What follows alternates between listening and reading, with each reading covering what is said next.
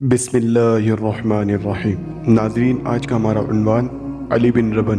अली बिन रबन आलम इस्लाम की ऐसी शख्सियत है जिनकी तसनीफ़ करदा किताबों से आज भी दुनियाए इल्म को अपने नूर से मुनव्वर कर रही है।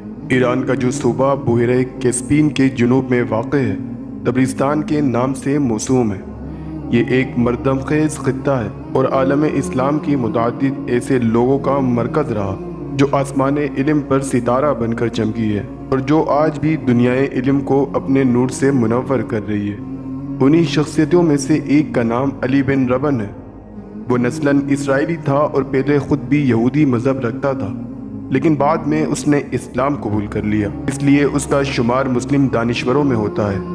उसके नाम अली बिन रबन से ज़ाहिर होता है कि उसके वालिद का नाम रबन होगा, लेकिन हकीकत यह है कि उसके वालिद का नाम सहल और लक़ब रबन था। इसलिए बाज़ तज़किरा निगारों ने उसका नाम अली बिन सहल रबन लिखा है। उसका बाप सहल तबरिस्तान के मशहूर शहर मरू का रहने वाला था और एक मुअज़्ज़िज़ यहूदी ख़ानदान से ताल्लुक़ रखता था। वो अपनी नेक नफ्सी और हमदर्दी के बाइस अपने कौम यहूदियों में इतना मकबूल था कि वो उसे रबन कहकर पुकारते थे, जिसके माने हमारे आका के हैं। इस वजह से रबन का ये लक़ब उसके नाम सहल के साथ एक लाहिका तौर पर शामिल हो गया और वो सहल रबन कहलाने लगा। बाद में रबन का लक़ब इतना मशहूर हुआ कि उसने असल नाम सहल को हज़फ कर दिया और उसकी जगह ले ली। सहल रबन पेशे के लिहाज से एक तबीब था, लेकिन तिब को उसने कभी कमाई का ज़रिया नहीं बनाया। वो गरीबों से किसी किस्म की फ़ीस नहीं लेता था, बल्कि उनको अद्वियात भी अपने पास से बिला मुआवजा देता था। अलबत्ता अमीर लोगों से वो सिर्फ इतने पैसे लेता था जिससे उसके खैराती शिफा खाने के खर्चे पूरे होते रहे। खुद उसकी ज़िंदगी दरपेशाना थी। तिब के अलावा इल्म किताबत में भी उसे कमाल हासिल था। नेज़ रियाजी, हियत, फ़लसफ़ा और अदब से भी उसे ख़ास दिलचस्पी थी। रियाजी और हियत में उसकी लियाकत इस अमर से ज़ाहिर होती है कि उसने बतलिमोस की शोहरए आफाक किताब मुजस्ती के बाज़ पेचीदा मकामात की तशरीह की, जिसको बेशतर मुतरजिम सही तौर पर नहीं समझ सकते थे। मुख्तसर ये है कि उसकी इल्मी काबिलियत आला दर्जे की थी और वो अपने वक्त के फुजला में शुमार होता था। सहल रबन के नाम और फर्जंद अली बिन रबन का पूरा नाम अबुल हसन अली बिन सहल रबन तबरी था। उसकी वलादत 775 ईस्वी में हुई। ये वो तारीखी साल है जिसमें खलीफा मंसूर ने वफात पाई और मेहदी तख्त खिलाफत पर बैठा। मेहदी के ज़माने खिलाफत का एक मशहूर वाक़या हरमज़ और मेहदी की जंग है। अली बिन रबन ने तसरीह की है कि उस वक्त उसकी उम्र का 10वां साल था। चूँकि हरमज़ और मेहदी की ये जंग 785 ईस्वी में हुई थी, जो उसकी खिलाफत का आखिरी साल है। इससे अली बिन रबन का सने विलादत 775 ईस्वी मुतय्यन हो जाता है।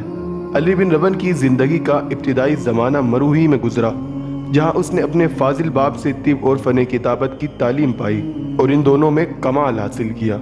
इलावा अज़ी उसने सरियानी और यूनानी ज़ुबानों में भी महारत हासिल की। उसका सबूत हमें उसकी तसानीफ से मिलता है, जिनमें उसने बाज़ मकामात पर यूनानी और सरियानी किताबों की असल अबारतें नकल करके उन पर बहस की है।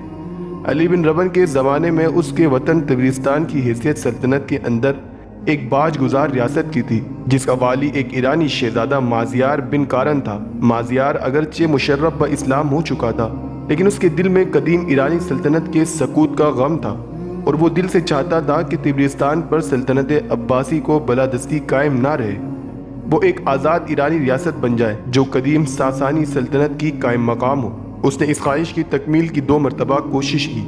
पहली दफ़ा उसने मामूर रशीद के ज़माने में बगदाद की मरकज़ी हुकूमत को खराज देना बंद कर दिया और अपनी रियासत की आज़ादी का ऐलान करके बारगाह खिलाफत के ख़िलाफ़ अलम बगावत बुलंद किया।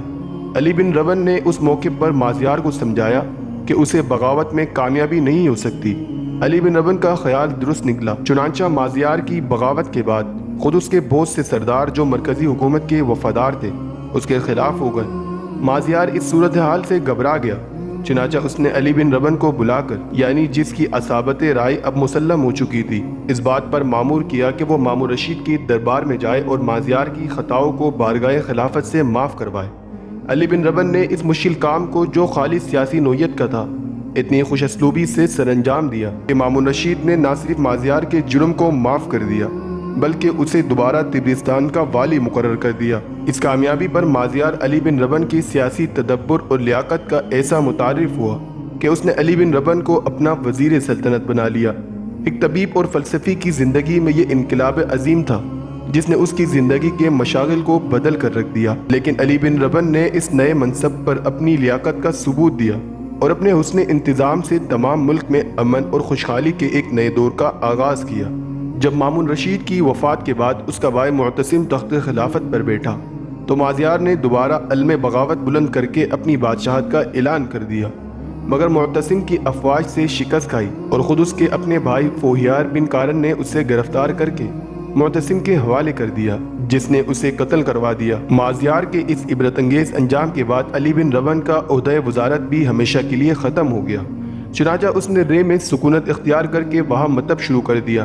یہاں اس کی ملاقات زکریا الرازی سے ہوئی جو رے کا رہنے والا تھا۔ زکریا الرازی نے طب کی تعلیم ابتدا میں علی بن ربن سے حاصل کی، مگر بعد میں اپنے تجربے اور مشاہدے سے اس فن میں اتنا کمال پیدا کیا کہ اس کے زمانے میں اتباع میں کوئی اس کا ہمسر نہ تھا۔ لیکن علی بن ربن کا طرح امتیاز صرف یہی امر نہیں کہ وہ اسلامی دور کے طبیب اعظم زکریا الرازی کا استاد تھا، بلکہ اس کی حقیقی شہرت اور عظمت کا باعث یہ ہے کہ وہ عربی زبان کے پہلے طبی انسائکلوپیڈیا کا مصنف تھا۔ اس کی یہ نادر تصنیف، جس کا نام اس نے فردوس الحکمت رکھا تھا، طب کی تمام شاخوں پر حاوی تھی، اور یہ کتاب اس کے عمر بھر کے تجربے اور مطالعے کا نچوڑ تھی۔ فردوس الحکمت اگرچہ اس نے عربی میں لکھی تھی، لیکن وہ ساتھ ساتھ اس کا ترجمہ سریانی زبان میں بھی کرتا جاتا تھا، جس سے اس کتاب کا ایک سریانی ایڈیشن بھی مرتب ہو گیا تھا۔ فردوس الحکمت کے علاوہ علی بن ربن کے قلم سے متعدد کتابیں بھی نکلی، جن میں سے 2 کتابیں دین و دولت اور حفظ و صحت دستے برد زمانہ سے محفوظ رہی۔ ان تینوں میں سے فردوس الحکمت اور دین دولت طبع ہو چکی ہے، مگر تیسری کتاب حفظ و صحت کلمی صورت میں آکسفورڈ یونیورسٹی کے کتب خانے کی زینت ہے۔ ان کتابوں کے مطالعے سے معلوم ہوتا ہے کہ علی بن ربن کو نہ صرف متعدد علوم مثلاً طب، فلسفہ، ریاضیات پر عبور ہے، بلکہ تحقیق اور نقد و نظر میں بھی اس کا پایہ بلند ہے۔ علاوہ ازیں اسے یہودیوں، عیسائیوں اور مسلمانوں کے مذہبی لٹریچر سے واقفیت حاصل ہے۔ وہ علمی اور فنی مسائل پر گہری نظر رکھتا ہے اور انہیں ایسے پیرائے میں بیان کرتا ہے جس سے ان کی پیچیدگیاں دور ہو جاتی ہے اور پڑھنے والے کے لیے انہیں سمجھنا آسان ہو جاتا ہے۔ علی بن ربن کی شاہکار کتاب فردوس الحکمت موجودہ صدی میں زیور طبع سے آراستہ ہوئی، ورنہ اس سے پہلے دنیا بھر کے اس کے صرف 5 کلمی نسخے تھے جو مشرق و مغرب کے لائبریریوں میں بکھرے ہوئے تھے۔ ایک نوجوان دانشور ڈاکٹر محمد زبیر صدیقی نے ان کلمی نسخوں کا موازنہ کر کے ایک صحیح نسخہ مرتب کیا اور اس کے آغاز میں ایک تحمیدی مقالہ شامل کیا جس میں تصنیف اور مصنف دونوں کے متعلق بیش قیمت معلومات تھی۔ نیز اس نے اس کتاب کے مختلف مقامات پر حسب ضرورت تشریحی نوٹ بھی لکھے۔ جب اس طور سے یہ نادر تصنیف جدید معیار کے مطابق شائع ہونے کے قابل ہو گئی تو مشہور مستشرق پروفیسر براؤن کی تحریک سے انگلستان کے ایک تحقیقی ادارے نے اس کی اشاعت کے اخراجات برداشت کرنا منظور کیے اور جرمنی کے مطبع قاویانی نے اس کی طباعت کا ذمہ لیا۔ اس طرح مشرق و مغرب کے باہمی تعاون سے یہ علمی تحفہ طبع ہو کر نہ صرف ہمیشہ کے لیے محفوظ ہو گیا بلکہ عام شائقین کی رسائی اس تک آسان ہو گئی۔ فردوس الحکمت ایک ضخیم کتاب ہے جو بڑے سائز کے 550 صفحات پر پھیلی ہوئی ہے۔ اس کا بیشتر حصہ اگرچہ طب ہی سے متعلق ہے، مگر اس میں ضمناً موسمیات، حیوانات، علم تولید، نفسیات اور فلکیات پر بھی مقامات شامل ہیں۔ طب میں فاضل مصنف نے اپنے زمانے تک کے تمام یونانی اور عربی لٹریچر سے جو اس موضوع پر اسے مل سکا اخذ و انتخاب کا کام لیا اور اس کے ساتھ اپنی ذاتی تحقیقات کو بھی شامل کیا ہے۔ فردوس الحکمت کی ایک بڑی خصوصیت یہ ہے کہ اس کا آخری حصہ طب ہندی یعنی آیورویدک پر مشتمل ہے، جس کے اہم مقالات علی بن ربن کی بدولت پہلی بار عربی زبان میں منتقل ہوئے۔ فردوس الحکمت 7 حصوں میں منقسم ہے، جن کی تفصیل یہ ہے۔ حصہ اول کلیات طب کے متعلق ہے، جس میں علم العلاج کے وہ تمام نظریات بیان کیے گئے جو اس کے زمانے میں صحیح سمجھے جاتے تھے اور جن پر اتباع اپنے معالجے کی بنیاد رکھتے تھے۔ حصہ دوم میں انسانی جسم کے مختلف اعضاء کا بیان ہے، نیز اس میں حفظ صحت کے اصول بیان کیے گئے ہیں اور بعض عصبی امراض کا بھی تذکرہ ہے۔ حصہ سوم غذا سے متعلق ہے، جس کی انسانی جسم کو صحت اور مرض کی حالت میں ضرورت ہوتی ہے۔ حصہ چارم میں سر سے پاؤں تک تمام امراض کا بیان ہے۔ یہ حصہ پوری کتاب کا نہ صرف سب سے اہم حصہ ہے بلکہ ضخامت میں بھی سب سے بڑا ہے۔ اس کے 12 مقالات ہیں۔ پہلے مقالے میں عام علم امراض اور اصول علاج کا ذکر ہے، دوسرے مقالے میں سر اور دماغ کی بیماریوں کا حال ہے۔ تیسرا مقالہ آنکھ، ناک، کان، منہ اور دانتوں کی بیماریوں کے متعلق ہے۔ چوتھے مقالے میں عصبی بیماریوں مثلاً فالج، لکوہ اور تشخیص کا بیان ہے۔ پانچواں مقالہ سینے، حلق اور پھیپھڑوں کے امراض پر مشتمل ہے۔ چھٹے مقالے میں پیٹ کی بیماریوں کا حل ہے۔ ساتویں مقالے میں پیٹ اور جگر کی بیماریوں کا تذکرہ ہے۔ آٹھواں مقالہ پتے اور تلی کے امراض پر ہے۔ نویں مقالے میں آنتوں کی بیماریوں اور امراض مخصوصہ کا بیان ہے۔ 10واں مقالہ مختلف قسم کے بخاروں پر مشتمل ہے۔ 11ویں مقالے میں متفرق امراض کا تذکرہ ہے اور اس کے آخری حصے میں اعضائے بدن کی مختصر سی تشریح ہے۔ 12ویں مقالے میں فسد، نفس اور کارورے وغیرہ کا بیان ہے۔ یہ 12 مقالے اس کتاب کے سب سے بڑے حصے یعنی حصے چارم میں پائے جاتے ہیں، جو ضخامت کے لحاظ سے پوری کتاب کے نصف کے برابر ہے۔ حصہ پنجم میں ذائقے، بو اور رنگ کا حال ہے۔ حصہ ششم میں ادویات پر بحث کی گئی ہے، جس میں زہروں کا بھی بیان آ جاتا ہے۔ حصہ ہفتم میں متفرق موضوعات مثلاً آب و ہوا، موسمیات اور حیت پر بحث کی گئی ہے۔ اسی حصے میں ہندی طب یعنی آیورویدک کا مختصر سا حال دیا گیا ہے۔ فردوس الحکمت کے مندرجات کی اس فہرست سے پڑھنے والوں کو اندازہ ہو سکتا ہے کہ یہ کس پائے کی تصنیف ہوگی۔ رہی اس کی اعلیٰ قدر و قیمت، وہ اس حقیقت سے ظاہر ہے کہ بعد کے اکثر جلیل القدر ادبا نے اپنی کتابوں میں اس کتاب کے حوالے دیے ہیں اور اس کے اہم اقتباسات نقل کیے ہیں۔ علی بن ربن نے مامون رشید، معتصم، واسق اور متوکل کا زمانہ خلافت پایا تھا، لیکن مامون کے دربار سے اس کا براہ راست تعلق نہ رہا۔ مامون کی خلافت کے دوران میں وہ اپنے وطن تبرستان میں ہی رہا۔ البتہ معتصم کے زمانے میں اس نے بغداد میں آ کر سرکاری ملازمت اختیار کر لی، لیکن یہ ملازمت طب سے متعلق نہ تھی۔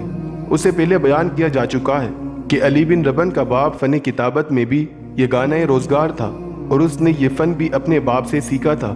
چنانچہ معتصم کے عہد میں اس نے جو منصب قبول کیا وہ سرکاری کاتب یا میر منشی کا تھا۔ متوکل کے عہد میں جب وہ بوڑھا ہو چکا تھا تو اس نے اسلام قبول کر لیا۔ اس زمانے میں اس نے اپنے عظیم تصنیف فردوس الحکمت کی تکمیل کی، جس کی ترتیب میں اس نے 15 برس سے اوپر مدت صرف کی تھی۔ متوکل 861 عیسوی میں قتل ہوا اور اس کے چند سال بعد 870 عیسوی کے لگ بھگ علی بن ربن نے وفات پائی۔ ناظرین، عنوان مکمل ہوا۔ سننے کے لیے شکریہ۔ جزاک اللہ خیرہ۔